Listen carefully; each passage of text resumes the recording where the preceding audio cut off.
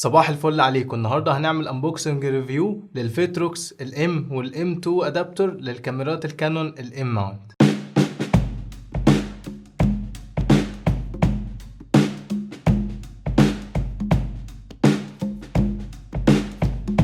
النهارده الانبوكسنج والريفيو هيكون للاتنين ادابتر مع بعض على الكانون ام 50، فيلا بينا. العلبتين بيجوا فاضيين تماما زي ما احنا شايفين، عليهم اللوجو بتاع الشركة بس، وبيجي عليهم ستراب ورق صغير كده مكتوب عليه اسم المنتج لكنه مش موجود. لما نفتح العلبة هنعرف نفرق بين الاتنين بسهولة، فمش مشكلة خالص. هنلاقي اول حاجة مانيوال التعليمات ومكتوب عليه اسم المنتج سواء الام او الام 2. بعد كده هنلاقي الادابتور في كيس ابيض صغير كده محطوطين في باكج فوم مضاد للصدمات. هنبتدي بالام ماونت، والماونت خفيف جدا تقريبا 150 جرام، مكتوب عليه فيتروكس وتحتها ماونت ادابتور وجنبها نقطة بيضة كده، ده المؤشر للماونت في الاتجاه الصحيح مع الكاميرا. وفوق في نقطتين، واحدة بيضة لعدسات الكروب فريم وواحدة حمراء لعدسات الفول فريم. ولو عايز تعرف اكتر الفرق بين العدسات دي وبيشتغلوا ازاي مع الكاميرات تقدر ترجع لفيديو ازاي تقرا العدسات، هتلاقيه في الديسكريبشن تحت. بعد كده في سوكت الامان، وده بتضغط عليه لما تحب تشيل العدسة من الماونت. اخر حاجه هي الترايبود ماونت، ويفضل انك تستخدمه وما تستخدمش بتاع الكاميرا، بالذات لو العدسه اللي هتستخدمها كبيره وتقيله زي ال70-200 مثلا. وكمان تقدر تشيل الماونت ده خالص عن طريق انك بتلف البكره دي، وبيتشال معاك بسهوله لو هتستخدم الكاميرا هاند هيلد وهيكون مضايقك او هتركبه على ستابلايزر. بعد كده كابين الماونت، واحد للجزء اللي بيركب في الكاميرا وواحد للجزء اللي بيركب في العدسة. وزي ما احنا شايفين الماونت مجرد كونفرتر للعدسة، يعني مش هيغير اي حاجة من الخصائص بتاعتها، اكنك جبت عدسة ام ماونت وركبتها على الكاميرا دايركت.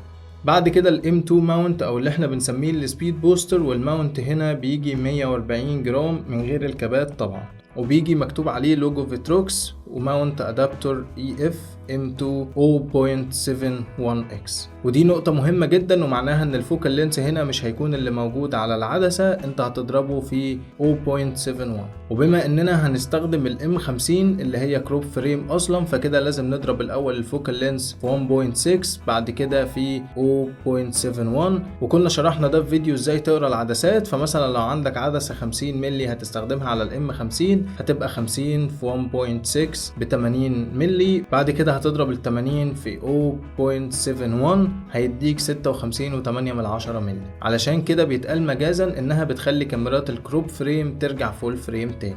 بعد كده عندنا النقطة البيضاء بتاعت الماونت للكاميرا، وفي نقطة حمراء فوق لعدسات الفول فريم، ومفيش حاجة للكروب فريم، وده مؤشر مبدئي ان الماونت ده هيبقى للفول فريم بس. بعد كده سوكت الامان بتاع العدسات، واخر حاجه الماونت ترايبود، وهو هنا فيكسد في الماونت، فلو عايز تشيله لازم تستخدم مفتاح علشان تفك بيه المسامير المربوطه بالماونت بالادابتور وتقدر تطلعه منه. بعد كده كابين الماونت، واحد للجزء اللي بيركب في الكاميرا وهتلاقي مكتوب عليه اللوجو وحرف ام تحت، وهنلاقي الماونت فيه قطعه زجاج، وفي الحقيقه هي 4 مجموعات من الزجاج بتساعد على تجمع الضوء مره تانية بعد ما بيتجمع في العدسه المره الاولى قبل دخوله على السنسور. وبتساعدنا هنا ان فتحه العدسة تزيد، فهتلاقي العدسات اللي فتحت العدسة بتاعتها 1.4 بتبقى 1، 1.8 بتبقى 1.2، ال4 بتبقى 2.8. ودي حاجة كويسة جدا في الإضاءة المنخفضة، وكمان الديب اوف فيلد اللي بتعمله في الخلفية لما فتحة العدسة تزيد. بعد كده الكاب التاني للجزء بتاع العدسات، وهنلاقي فيه مكان كده مايكرو يو اس بي، وهو هنا خاص بالابديت للفريم وير بتاع الماونت اللي هنعرف نعمله ازاي مع بعض دلوقتي، وبعدها هنعمل التستنج بتاعه. علشان تعمل الابديت لازم تجيب كابل مايكرو يو اس بي لنورمال يو اس بي، وتقدر تستخدم بتاع الموبايل بتاعك عادي وتوصله في الماونت، وبعدها توصله في الجهاز وانت مش مركب الماونت في الكاميرا، لان ده ممكن يأثر على اداء الكاميرا بتاعتك. بعد كده هنفتح موقع فيتروكس مش فيتروكس ستور، وهتلاقيني سايب لك اللينك في الديسكريبشن تحت. هنلاقي جزء الداونلودز، هننزل تحت هنلاقي الابديت الخاص بالادابتورز، هنختار اخر ابديت نزل وهنعمل له داونلود. لما توصل الادابتور بالجهاز بيفتح معاك مكان جديد جاهز لاستقبال الملف، بتاخده كوبي بيست زي ما هو، وبعد كده تعمل ايجكت للفولدر ده وتفصله من الكابل وترجع تركبه في الكاميرا تاني. دلوقتي هنعمل التستنج بتاع الماونت، وهيكون على عدسة 50 ملي فول فريم علشان دي بتركب على الاتنين بشكل كويس. ولو عايز تعرف اكتر عن العدسة دي واستخداماتها تقدر ترجع تشوفها في فيديو منفصل، هسيب لك اللينك بتاعه في الديسكريبشن برضه. المهم الاول لازم تركب العدسة في الماونت، وبعد كده تركب الماونت في الكاميرا. واول تيست معانا هو الام ماونت، وده الفريم بتاعنا اللي هو 80 ملي زي ما عرفنا. ده تيست الماونت الام 2 او السبيد بوستر بتاعنا، وده الفريم بتاعنا الجديد اللي هو 56.8 ملي.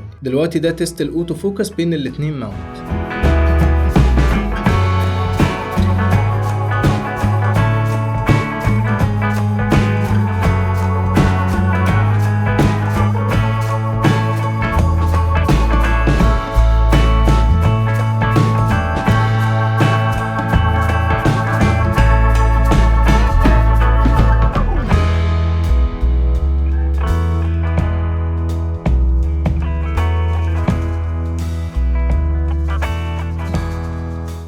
وبكده نكون خلصنا الانبوكسنج والريفيو للتو ادابترز مع بعض. ولو عندك اي كومنت او استفسار عن الادابترز تقدر تسيبه في كومنت وانا هرد عليك، واشوفكم الحلقه الجايه.